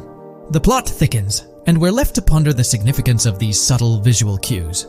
Is there a backstory linking these officers to Jason? Or is it merely a design choice by the creators to establish a visual pattern? We're left with questions, my friends. Questions that make us itch to uncover more about this intriguing storyline. So, buckle up as we continue this investigation, piecing together clues and theories, aiming to decipher the enigmatic links between these officers and our mysterious main character, Jason. There's a whole world of possibilities waiting to be explored within the realm of Grand Theft Auto 6. Let's dive into this article by Exputer that further supports this rumor.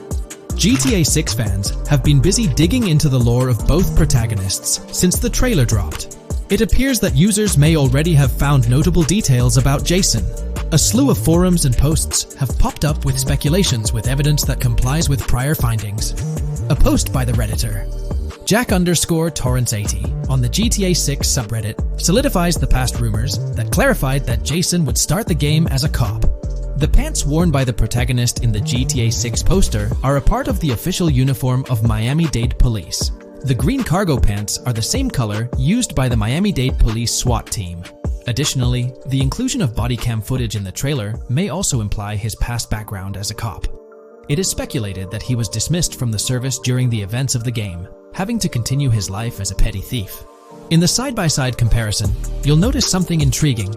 Those pants on the right in the image are an exact match to the ones worn by those police officers in the trailer clip. The detailing with those black bands and the gun holsters, it's all there. But here's where it gets interesting. Jason, in the official artwork, doesn't seem to have any of those gun holsters. It's as if he decided to part ways with that gear when he left the police force, holding onto only those distinctive pants. Now, about that white tank top he's sporting in the artwork, it bears a striking resemblance to the one worn by the cop, positioned on the far right in that clip. It's these little connections that make you wonder if there's more to it than meets the eye. Could it be a deliberate choice by the creators to hint at Jason's past, subtly linking him to the law enforcement world? Or is it just a coincidence?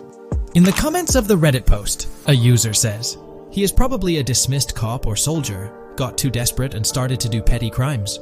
Lucia brings him the local connections and scores, and he uses his former police training skills in weaponry and vehicles. A dismissed corrupt cop or soldier, a freshly out of jail ex-prisoner.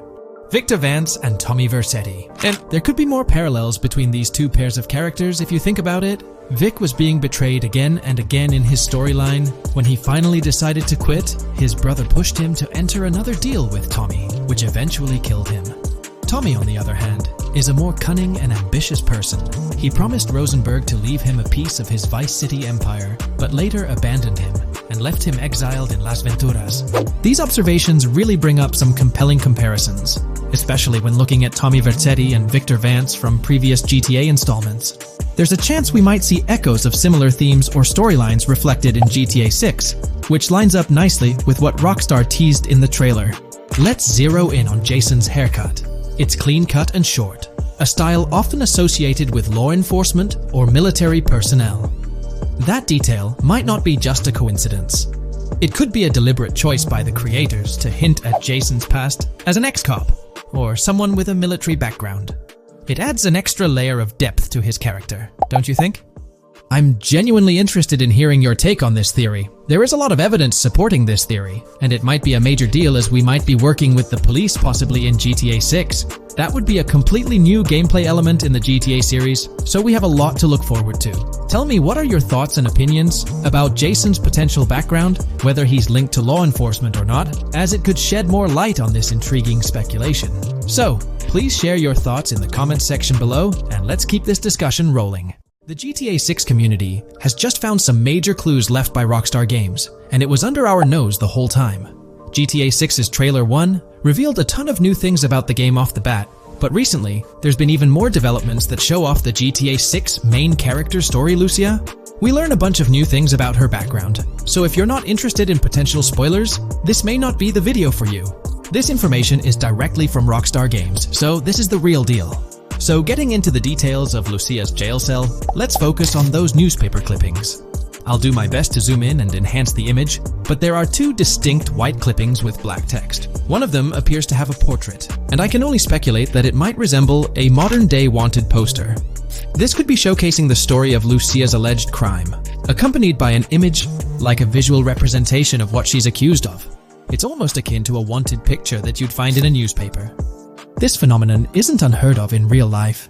When people do something noteworthy or newsworthy, it's not uncommon for them to keep a record of it, like an article, and put it up on their wall as a sort of memento. It's like a snapshot of a moment in their life, even if it involves legal trouble. So Lucia might be preserving this particular newspaper clipping as a piece of her history, whether it's for sentimental reasons or perhaps as a reminder of the circumstances that led to her incarceration. Now let's broaden the scope a bit and draw comparisons to previous GTA protagonists. Take Michael DeSanta, for instance. His mansion has family photos on the walls.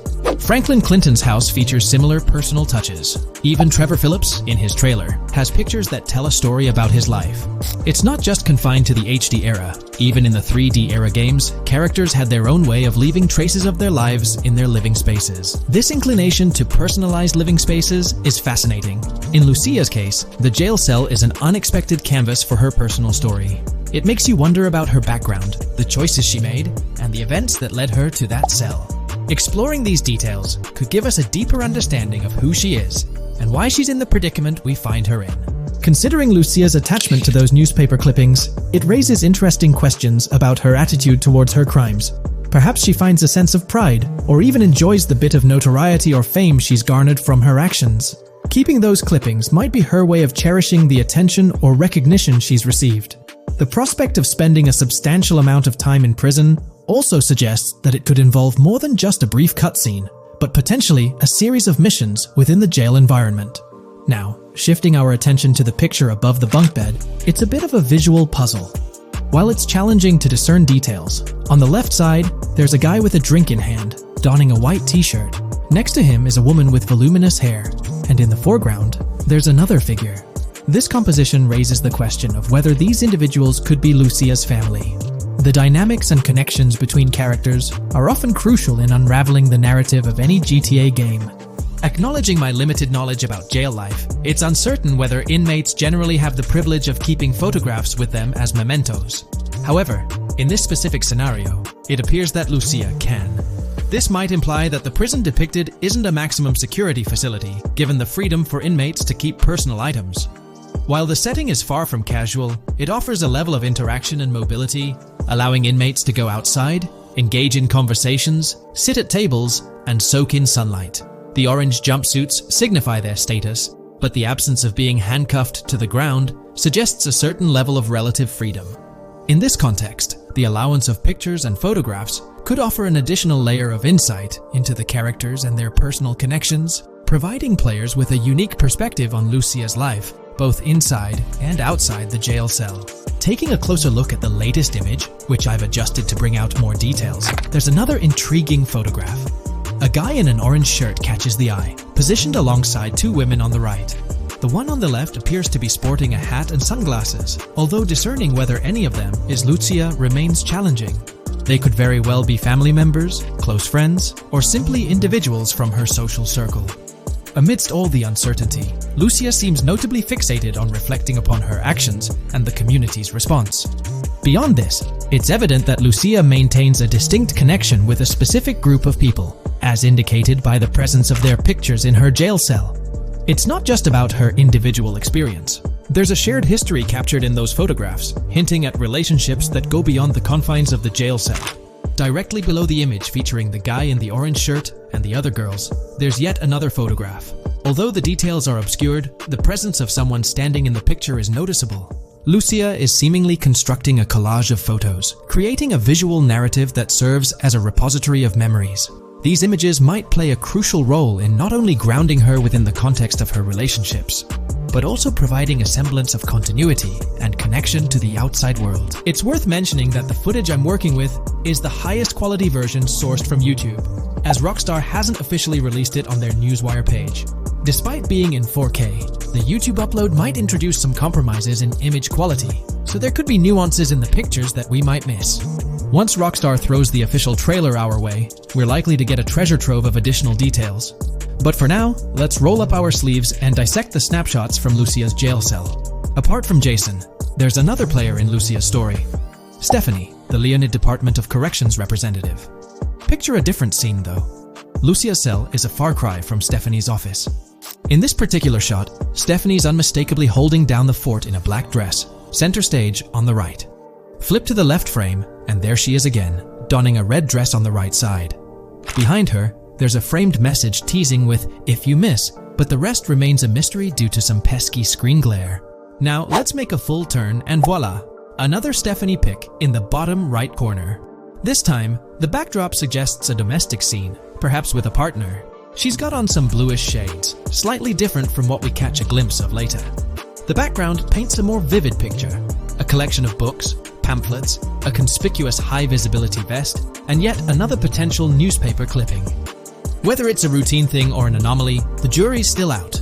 So, what's the inside scoop on Lucia's backstory gleaned from her jail cell environment? Well, the state of the jail suggests it's seen better days. Peeling bits off the windows hint at a place with some history. That initial shot with the barbed wire strongly implies it's not a newly minted spot. It's got the wear and tear of time etched into its surroundings. As we immerse ourselves in the intricacies of Lucia's life within the jail cell, the narrative unfolds as a captivating tapestry, each element contributing to the rich story. The subtleties, from the cryptic newspaper clippings shedding light on her alleged crimes to the carefully chosen photographs depicting relationships with family and friends, create a vivid and compelling portrait of Lucia's existence, both within and beyond the jail confines. The personal touches within her confined space evoke a rawness that harks back to the legacy of previous GTA protagonists.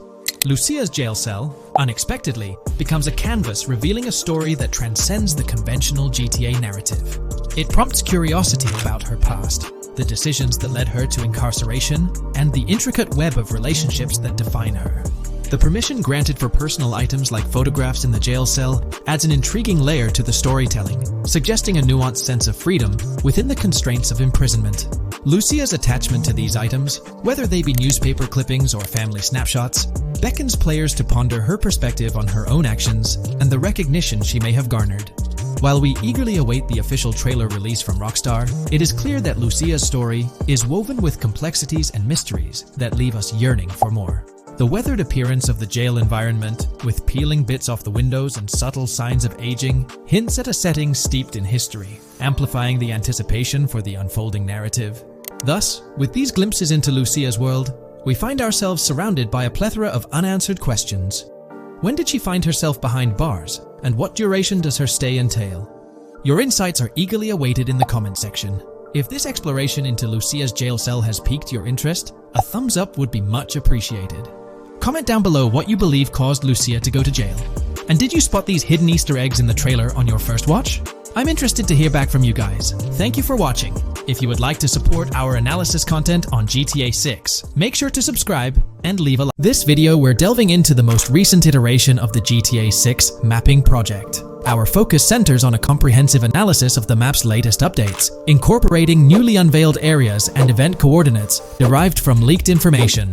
Additionally, we will explore fresh insights from the initial official trailer, including the revelation of an accessible plaza. A noteworthy aspect we'll be dissecting is the potential expansiveness of the map, hinted at by newfound highway evidence in the trailer.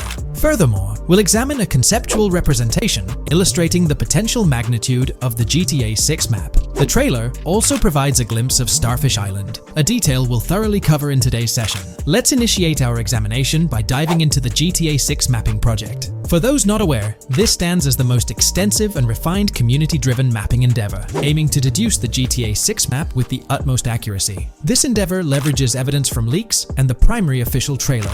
In our previous map analysis, we scrutinized significant alterations in the Boardgorn and Grass Rivers areas, expanding the map to an impressive 18 by 8 kilometers. However, today's exploration will predominantly focus on alterations in the Vice City region. Rumors suggest that the GTA 6 map will encompass 3 major cities, with Vice City and Portgorn being the identified urban centers so far. Vice City, drawing inspiration from Miami, and Portgorn, a fusion of Gulf cities in Florida. The speculated third city could possibly be modeled after Orlando or Tampa. Earlier rumors hinted at Yorktown being the third city, approximately aligning with Tampa's location. However, intriguingly, structures observed in leaked material from Portgorn were reminiscent of Panama City. Rockstar appears to amalgamate elements from distinct cities to craft a unique virtual landscape. Turning our attention specifically to Vice City, notable modifications are discernible in the Stockyard and Crosstown area. While these alterations may not be immediately apparent, a thorough comparison with the prior map iteration reveals notable changes in street layouts for improved connectivity. Building positions,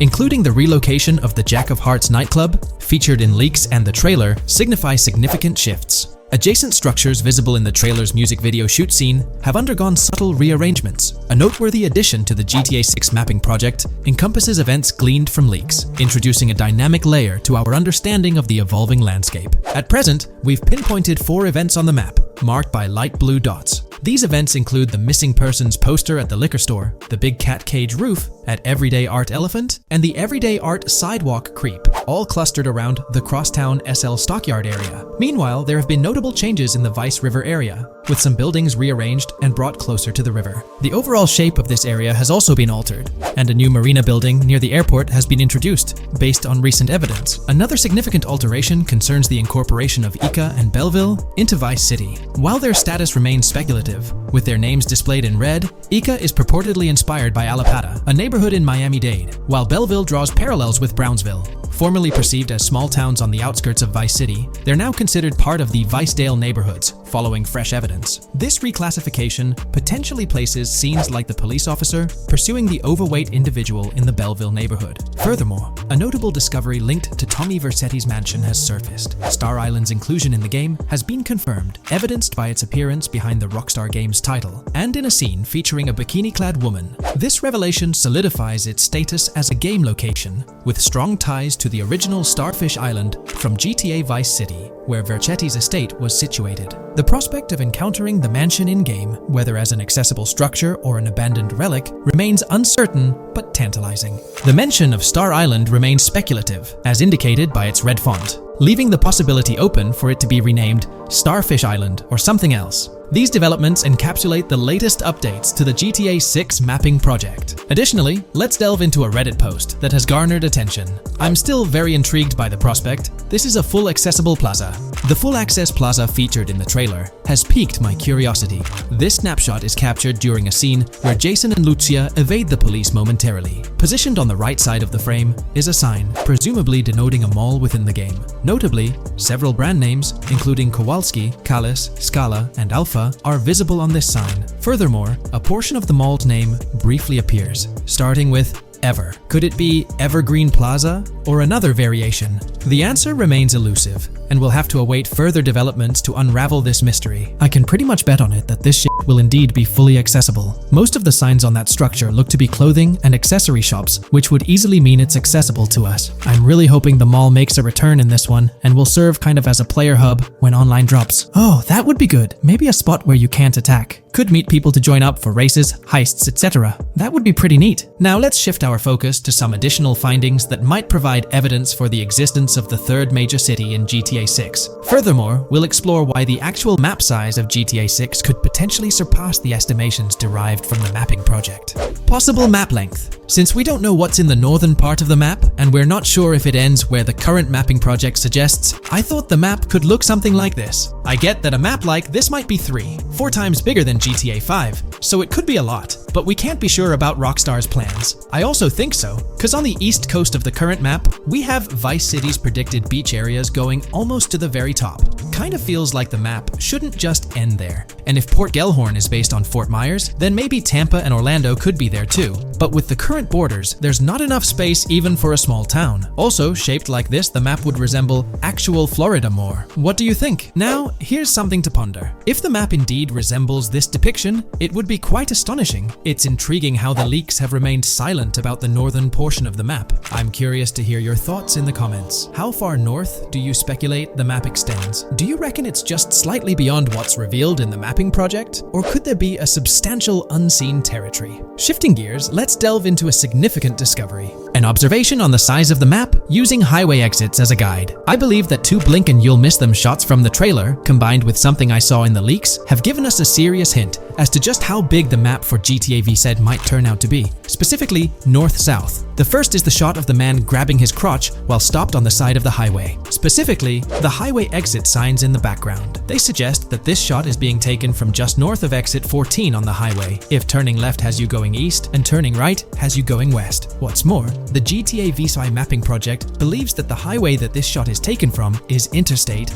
97. Adding to this, there's this shot from earlier in the trailer of the woman in the gold dress hanging out the top of a convertible traveling down I-404, heading towards a junction with 197. At the very start of that clip, you can catch the exit number on the sign she's driving under. You can't see all of it, but to me, it looks more like exit 18 than exit 1B. This one is more speculative though. Now, I'm about to get into the leaks, so I can't post any pictures. There's a clip in the leaks of a red ute heading northbound on 197 towards the exit 13 AB junction that takes 1 to Washington Beach and Ekanfinaka before crashing. The mapping project has been using the leaks to create their maps, and they've placed that stretch of 197 north of Mr. Crotch Grab from the trailer, running through the Stockyard neighborhood. This to me indicates that the highway exits are going to follow a realistic number pattern, with the number increasing or decreasing for every mile traveled. The question is, where does this put exit 12? Exit 11? All the exits going up to 1? I've taken the latest version of the mapping project's map and pointed out where exits 14 and 13 are located. Then, extrapolating from there and using the map's grid as a handy guide, I drew where all the exits further down the numbering scheme might be located. I ran out of room to put exit numbers at #9. If 197 is going to keep following the same numbering scheme all the way north until it hits exit 1, then it's likely that the map is going to be far bigger than we currently think it is, and what's been shown and plotted out so far. In fact, I think the only reason nothing's been plotted up there so far is because so much so far has focused on Vice City and its environs. 404.2 could wind up running just as far north, allowing for a few extra miles and exit numbers to accommodate it crossing the Everglades grass rivers before turning north, as I-75 in real life does. Bottom line, the map for this game is going to be enormous. There's been some chatter among you all about another potential scenario, the possibility of I-97 serving as a loop highway encircling the map's perimeter, similar to GTA 5. While this is a valid consideration, I've largely dismissed it due to a straightforward reason. As previously mentioned, I-44 boasts exit numbers and highway markers that suggest its considerable length, likely extending westward until it reaches the Gulf of Mexico before veering north, mimicking the real-life trajectory of I-75. If the map's northern boundary remains close to its current cutoff point and I-97 extends west and south extensively, then it's plausible that I-44 would mirror this pattern in the opposite direction.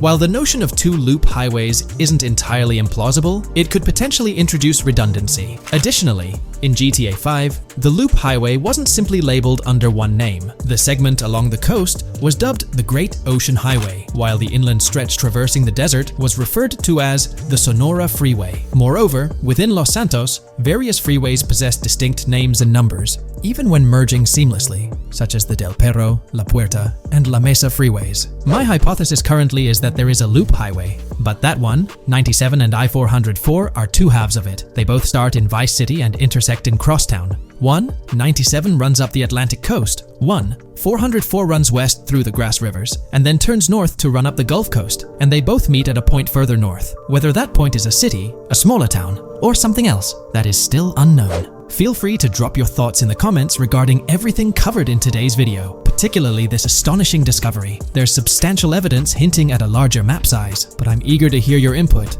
so don't hesitate to leave a comment below.